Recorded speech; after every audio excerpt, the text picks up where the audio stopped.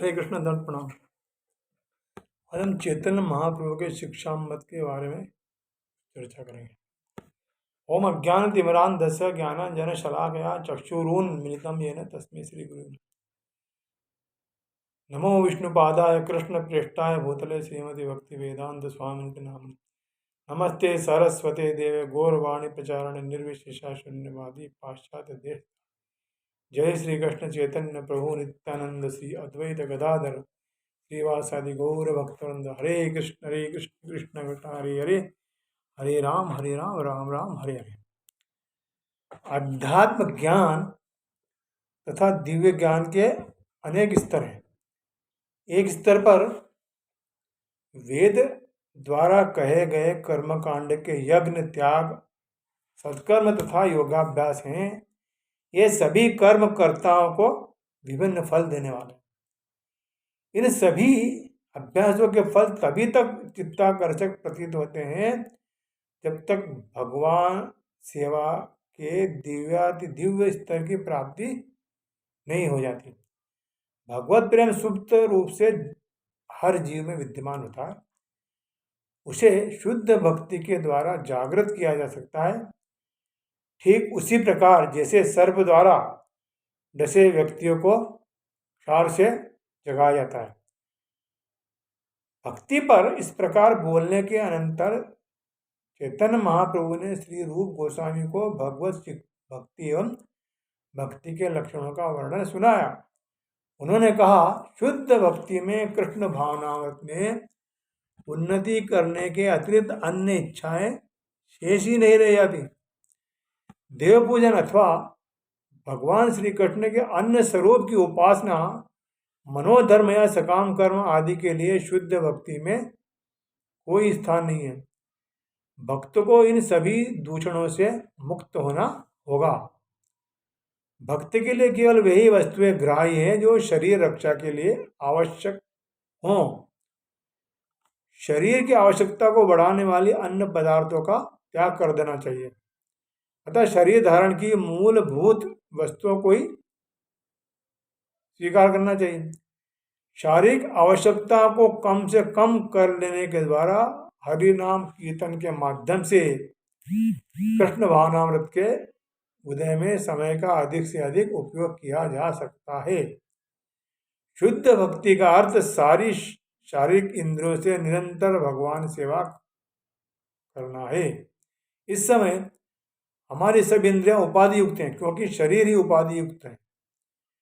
परंतु हम समझते हैं कि यह शरीर किसी समाज, देश अथवा परिवार विशेष का है। इस प्रकार शरीर कितनी उपाधियों से बंधा हुआ है। इसी कारण शरीर की इंद्रियां भी उनके उपाधियों के बंधन में पड़ जाती है और परिवार, समाज, देश आदि के लिए व्यस्त रहती है। इस प्रकार व्यस्त होने पर वे कृष्ण भावनामृत के उदय में सहायक नहीं हो सकते। इन इंद्रियों को शुद्ध करने की आवश्यकता है। यह तभी शुद्ध होगा जब जीव शुद्ध रूप से यह समझ जाएगा कि वह केवल कृष्ण का है तथा उसका जीवन केवल कृष्ण की सेवाएं ही। भक्तों को अपना स्वरूप श्री कृष्ण के नित्य दास के रूप में देखना चाहिए। इस प्रकार वह अपनी इंद्रियों को भगवत सेवा में नियुक्त कर सकता है। ऐसी क्रिया ही विशुद्ध भक्ति कहलाती है। शुद्ध भक्त को दिव्य प्रेमयी भगवत सेवा ही चाहिए। निज इंद्रिय तृप्ति प्रदायक सब प्रकार के मोक्षों को वह त्याग देता है। भागवत में भगवान कपिल ने कहा कि शुद्ध भक्त के कान में जैसे ही अंतर्यामी परम ईश्वर भगवान श्री कृष्ण की कीर्ति तथा गुणावली प्रवेश करती है, तत्क्षण उसकी मनोवृत्ति प्रभु की ओर उसी प्रकार प्रवाहित हो जाती है जैसे गंगाजल समुद्र की ओर स्वाभाविक रूप से बहता रहता। भगवान की सेवा में ऐसा स्वाभाविक आकर्षण शुद्ध भक्ति में सर्वप्रधान है। भगवत भक्ति को शुद्ध तभी कहा जाता है जब हम प्राकृत बाधाओं से अप्रभावित रहकर निष्काम भाव से भगवान की सेवा में संलग्न रहे। शुद्ध भक्त सालोक यानी भगवान के समान लोक, साष्टी मतलब भगवान के समान ऐश्वर्य, सारूप सारूप माने भगवान के समान रूप, भगवान जैसा। सामीप भगवान के समीप निवास तथा सायुज भगवान में लीन होने की इच्छा नहीं रखता कभी। भगवान के देने पर भी वह त्याग देता है।